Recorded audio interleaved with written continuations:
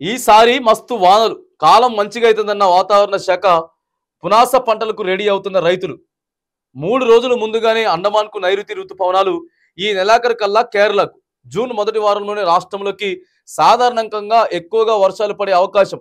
1,34,00,000 ఎకరాల్లో పంట సాగవుతాయని చెప్పి సర్కార్ అంచనా వేస్తా ఉన్నది. మంచిగానే ఉంది నాయన, మస్తు వానలున్నాయి.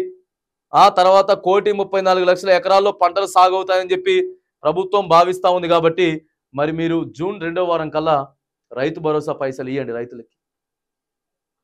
ఆ గుట్టలోళ్ళు, మెట్టలోళ్ళు, 10 ఎకరాల కంటే పైనోళ్ళు, వాళ్ళని వీళ్ళని అందరిని అయితే వదిలిపెట్టండి వెంచర్లకి, వాటికి వీటికి కాదు. కానీ దయచేసి ఇగో నిజాయితీగా ఎవరైతే రైతు పండించుకుంటా ఉండో 10 ఎకరాల లోపు ఉన్నటువంటి రైతుకు మాత్రానికి జూన్ 2వ వారం వరకు వాళ్ళకి రావాల్సినటువంటి రైతు భరోసా పైసలు ఏవైతే ఉన్నాయో ఆ రైతు భరోసా పైసలు వాళ్ళకి వేసేయరు.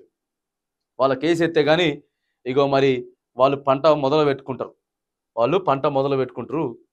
ఇంకా ప్రాజెక్టులు కూడా వరద వస్తుందట. సాగునీటి ప్రాజెక్టులకు కూడా ఈసారి వరదలు బాగానే ఉంటాయని అధికారులు అంచనా వేస్తున్నారు. నిరుడు క్యాచ్మెంట్ ఏరియాల్లో వానలు లేక ప్రాజెక్టులకు వరదలు రాలేదు. వచ్చిన కొద్దిపాటి వరద కాస్త కర్ణాటకలోని ప్రాజెక్టులు నిండడానికి కూడా సరిపోలేదు. దీంతో మన రాష్ట్రంలోని కృష్ణా బేసిన్లో ప్రధాన ప్రాజెక్టు అయిన నాగార్జున సాగర్, శ్రీశైలం ప్రాజెక్టులు గత 10 ఏళ్లలో ఎన్నడూ లేనంతగా డెడ్ స్టోరేజ్కి చేరాయి. ఈసారి వాతావరణ పరిస్థితి దృష్ట్యా ఆ పరిస్థితి ఉందని ఆశాభావం వ్యక్తమవుతా ఉన్నది. వర్షాలు వస్తే మంచిదే, నీళ్లు కావాలి. మరి వాటిని ఆంధ్రాకి పోకుండా మంచిగా మనం జాగ్రత్త చేసుకోవాలి. ఇక ఆడికి పోయిన తర్వాత ఇక మళ్ళీ ఈసారి పోయినసారి కూడా పడ్డాయి. ఎందుకు పడలేదు? 2-3 సంవత్సరాలు మంచిగానే వర్షాలు కూడా పడ్డాయి. పోయినసారి విపత్కరమైనటువంటి వరదలు కూడా వచ్చినాయి.